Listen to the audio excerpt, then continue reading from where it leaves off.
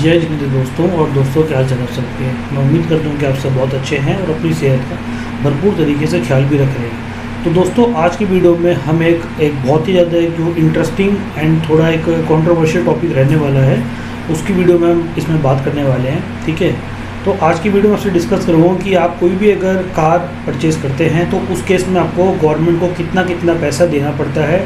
उसी के साथ साथ गवर्नमेंट इसमें आपके टैक्स के पैसों में टोटल हर साल कितनी कमाई करती है।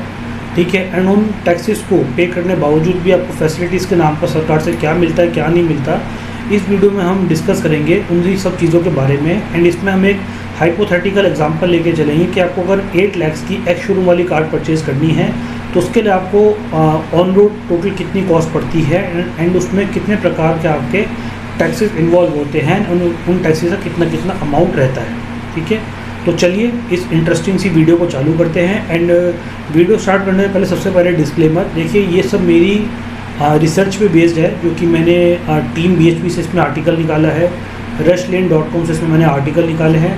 उन आर्टिकल्स का लिंक मैं आपको डिस्क्रिप्शन बॉक्स में दे दूँगा, आप वहाँ से जाकर उन आर्टिकल्स को भी देख सकते हैं। बाकी इस वीडियो में जो भी मैं व्यूज़ दूँगा फैसिलिटीज़ को लेकर, गवर्नमेंट को लेकर, वो मेरे खुद के अपना पर्सनल व्यूज़ होंगे। ठीक है, तो प्लीज़ आप न्यूसेंस कुछ भी इस वीडियो से रिलेटेड क्रिएट मत कीजिएगा। कोई भी आपको सुझाव होगा, चाहे वो पॉजिटिव में हो चाहे नेगेटिव में, जरूर मुझसे आप उस चीज़ के बारे में कमेंट में डिस्कस करना, मैं उसको ज़रूर समझूंगा और आपको भी समझाने की कोशिश करूंगा।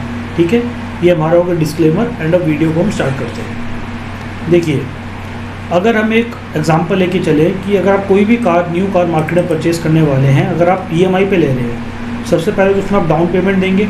ठीक है, फिर आपकी जो मंथली EMI है वो बन जाएगी। उसमें आपको जो RTO कॉस्ट देनी पड़ती है वो तो है ही, साथ में आपका इंश्योरेंस कॉस्ट है वो तो सब इसमें इंक्लूड होता ही है, और आपका जो GST होता है वो इसमें सेपरेट आएगा। डाउन पेमेंट आप ऑनलाइन देंगे, कैश देंगे।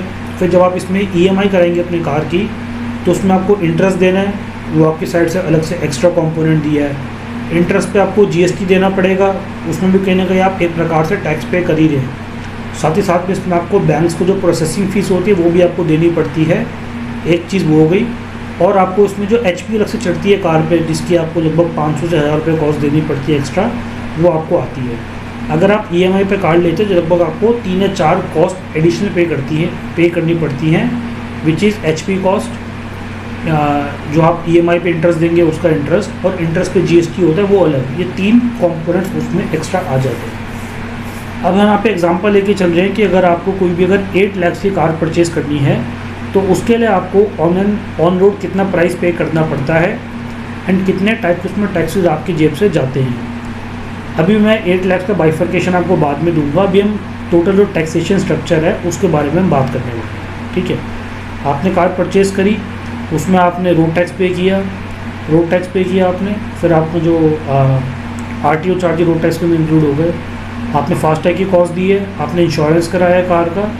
ठीक है, और आपने जो EMI वो आपने भर दी। इन सब चीज़ों को कंप्लीट अप करने के बाद अगर आप कार को रोड पे लेके निकलते हैं, सबसे पहले उसमें आप फ्यूलिंग कराएंगे। ठीक है, फ्यूलिंग पे भी आपको पता ही है कि फ्यूल की एक्चुअल कॉस्ट से ज़्यादा तो आप फ्यूल को उसमें टैक्स ही पे कर रहे हैं। ठीक है, जो कि सेंट्रल और स्टेट गवर्नमेंट दोनों उसमें मिल के लगाती है। आप लगभग ये देख के चलिए कि अगर हम पेट्रोल की बात करके चले तो उसमें पेट्रोल की जो कॉस्ट है, कॉस्ट से 55% का उसमें आपका टैक्स है। जितना कॉस्ट पे कर रहे हैं उसमें 55% पेट्रोल पे टैक्स है, एंड डीजल पे ऑलमोस्ट 50% टैक्स है उस पेट्रोल की कॉस्ट का। ठीक है, बाकी बहुत सी स्टेट्स में वैट को भी अप्लाई करती हैं, एंड कुछ स्टेट टैक्सेस होते हैं जो कि हर स्टेट पे अलग तरीके से डिफ़र करती है। अगर हम बात करके चले कि सेंट्रल गवर्नमेंट स्टेट गवर्नमेंट ने देखा जाए तो एक साल में पेट्रोल डीजल से 2.73 ट्रिलियन, ठीक है, यानी 2.7 लाख करोड़ रुपीस की अर्निंग करी है अपने जो उन्होंने टैक्सेस लगा रखे पेट्रोल और डीजल पर। ठीक है, देखिए यहाँ पे हमारे पास वेस्ट बंगाल का हमारे पास एग्जांपल है यहाँ पे, जिसमें पेट्रोल की बाइफर्केशन है टैक्स की और एक्चुअल प्राइस की।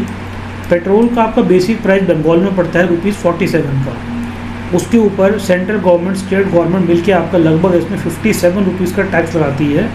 ठीक है, जिसकी वजह से आप बंगाल में ऑलमोस्ट ₹104 का आप इसमें पेट्रोल की कॉस्ट को अपने पे करते हैं। ठीक है, ये तो हो गया आपके फ्यूलिंग से लेकर रिलेटेड जो एक्सपेंस है टैक्स का। बाद जो रोड टैक्स पे करते हैं गाड़ी को लेते समय, ठीक है, उसकी वजह से सरकार को लगभग पिछले एक साल में 1 लाख करोड़ की इसमें टोटल कमाई हुई है। रोड टैक्स को देने के बावजूद भी आप स्क्रीन पे इमेजेस देख पा रहे हैं कि कितनी ज़्यादा आपको सड़कें ख़राब देखने को मिलती हैं, पॉट होल्स बनते रहते हैं उसके अंदर, ठीक है। रोड की रिपेयरिंग हो जाती है, बट रिपेयरिंग भी ऐसी नहीं होती कि वो थोड़ी लॉन्ग लास्टिंग चले। कुछ टाइम बाद दोबारा बारिश आएगी या कोई हैवी लोड अगर रोड पे पड़ेगा तो वो रिपेयरिंग भी आपकी फेल हो जाती है। तो मतलब इतना सारा आपने रोड टैक्स देने के बावजूद भी आपको एक अच्छी सड़क और प्रॉपर ड्रेनेज सिस्टम देखने को नहीं मिला, तो आई थिंक इतने रोड टैक्स देने का हमारा कोई भी फ़ायदा नहीं है।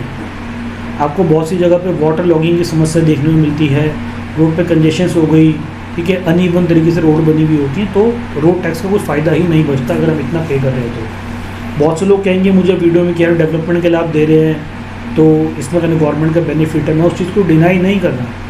रोड टैक्स हम दे ही डेवलपमेंट के लिए दिए रहे हैं, बट डेवलपमेंट का कॉन्ट्रैक्ट हम जिन कॉन्ट्रैक्टर्स को दे रहे हैं उनकी रिस्पॉन्सिबिलिटी बनती है कि रोड की कंस्ट्रक्शन ऐसे ही करी जाए ताकि उसमें वाटर लॉग की समस्या ना हो, पॉट होल्स जो हैं इतनी आसानी से क्रिएट ना हो एंड लोड जो है प्रॉपर आपके लेवल्स पे क्रिएट हो सके। मेरा मकसद सिर्फ समझाने का इस वीडियो में यही है आपको। फिर हम बात करते हैं इसमें टोल टैक्स जो आप पे करते हैं, ये कार के एडिशनल खर्चे हैं जब आप कार परचेस कर लेते हैं उसके बाद, ठीक है। अब गवर्नमेंट देखिए ऑब्वियसली बात है टोल टैक्स कलेक्ट करती है ताकि रोड्स को और ज़्यादा अच्छा बनाया जा सके। एंड नो डाउट कुछ एक जगह पर या ऑलमोस्ट देखा है तो हर जगह पर ये टोल टैक्स की वजह से रोड्स काफ़ी अच्छी बननी चालू हो गई है, ठीक है। बट उसकी भी एक कैपिंग फिक्स होनी चाहिए इस पर। गवर्नमेंट को हर साल टोल टैक्स पे इतना रेट नहीं बढ़ाना चाहिए। जैसे आप देखते हैं मुंबई में भी लेटेस्ट न्यूज़ आई है कि वहाँ पे एक फेमस टोल है जिसके लगभग 19% से उसका जो प्राइस है वो इंक्रीज़ होने वाला है कम्यूटर्स के लिए। तो कहीं ना कहीं ये कम्यूटर्स को एक परेशानी क्रिएट करके देता है, ठीक है। एंड एक गवर्नमेंट डेटा के अनुसार पिछले साल गवर्नमेंट ने अपने टोल टैक्स से लगभग 70,000 करोड़ की अर्निंग करी थी through toll tax collection only, ठीक है। और देखिए ये तो आपके हो गए टोटल एडिशनल खर्चे हो गए। इसी के साथ साथ मैं एक लिस्ट मैंने और बनाई है। पहले आप कार पे जीएसटी देते हैं, सेस देते हैं, फिर आप रोड टैक्स देते हैं, फिर आप जो है इंश्योरेंस पे टैक्स देते हैं, फिर आप पेट्रोल पर जो स्टेट गवर्नमेंट सेंट्रल गवर्नमेंट को वैट है अलग से टैक्स वो देते हैं, टोल चार्जेस पे करते हैं, गलती से आपने चालान कटवा लिया अपना चालान आप पे करते हैं, कार के लोन पे इंटरेस्ट देते हैं, इंटरेस्ट पे जीएसटी देते हैं, फिर अपनी कार को कहीं पे अगर आप पार्क करने जा रहे हो तो उसके पार्किंग चार्जेस भी आपको देने पड़ते हैं। मेरे अकॉर्डिंग पार्किंग चार्ज तो आपके जो मिसलिनियस कार की कॉस्ट है उसमें ही इंक्लूड होने चाहिए, बट अनफॉर्चुनेटली उसमें भी आपको अलग से ही पेमेंट करनी पड़ती है, ठीक है। अब जो मैंने एक छोटी सी इसमें एक शीट बनाई है जो मैंने teambhp.com से डाउनलोड करी है, वो अपने आप स्क्रीन पे देख सकते हैं कि कार की अगर आपकी 8 लाख रुपीज़ की एक शोरूम प्राइस है तो उसमें आपको इफ़ेक्टिवली कितने पैसे देने पड़ते हैं एंड वो जो एक्स्ट्रा पैसे हैं तो आपकी कॉस्ट का कितना % टैक्स में इसमें कॉन्स्टिट्यूट होके आता है। सबसे पहले बेस प्राइस हमारी कार की हमने रखी है इसमें 8 लाख रुपीज़ की, जिसमें से आपने इसमें 28% जीएसटी दिया विच कम्स 2,24,000। फिर आपने 1% का सेस दिया अपनी कार के एक शोरूम पर जो निकल के आता है आपका 8,000 रुपीज़ का 8,000 रुपये। फिर आपने रोड टैक्स दिया जो कि लगभग आपका 52,000 रुपीज़ का बन के आता है। अप्रॉक्सीमेट फिगर है, ये कम ज़्यादा भी हो सकती है, तो सिर्फ एक हाइपोथेटिकल एग्जांपल है समझाने के लिए। फिर आपने कार का इंश्योरेंस कराया, ठीक है, जिसकी कॉस्ट थी लगभग 45,000 रुपीज़। फिर आपने 45,000 रुपीज़ के अंदर ही आपने 18% का जीएसटी पे किया, वो लगभग आता है आपका 8,100 रुपीज़ का। अगर इन सारी कॉस्ट के अंदर हम सिर्फ टैक्स वाला कंपोनेंट इसमें हम ऐडअप करके चलें 2, 3, 4, 6 जिसमें जीएसटी, सेस, रोड टैक्स और जीएसटी और इंश्योरेंस, उसको हम ऐडअप करें तो टोटल इसमें आपका बनता है 2,92,100 रुपीज़, ठीक है। ये पैसा आपने दिया है अपने कार की एक शोरूम पे टैक्सेस के रूप में। अब आपकी कार की टोटल जो आपकी ऑन रोड प्राइस बनती है including the insurance cost and the entire taxes you pay to the government which comes around 11,37,100 rupees. मतलब आप खुद देखिए, आपने 8 लाख की कार अगर आप लेने जा रहे हैं तो आपको उसके लिए इफेक्टिवली 11,37,100 रुपये पे करने पड़ेंगे, ठीक है। तो आपकी 8 लाख की कार का जो उसमें टोटल टैक्स परसेंटेज निकल के आ रहा है वो लगभग आ रहा है आपका 36.5% के आसपास। तो अब देखिए इतने टैक्सेस देने के बावजूद भी आपको फैसिलिटीज़ के नाम पे क्या मिल रहा है क्या नहीं मिल रहा, शायद मुझे उसमें आपको ज़्यादा कुछ बताने की ज़रूरत नहीं है क्योंकि हर चीज़ ऑलमोस्ट आप सबके सामने ही है। तो कार आप जब भी लेने जा रहे हैं तो आप एक वाइज डिसीजन लीजिए कार लेने से पहले। एंड कोशिश कीजिए कि आप प्री ओन कार ज़्यादा प्रेफर करें, ठीक है, तो आपको थोड़ा उसमें कम कॉस्ट पे मिलती है। वेल मेंटेन कार लीजिए, ये नहीं बोला मैं कोई भी प्री ओन कार लीजिए, एंड कोई ये पेड प्रमोशन वीडियो नहीं है।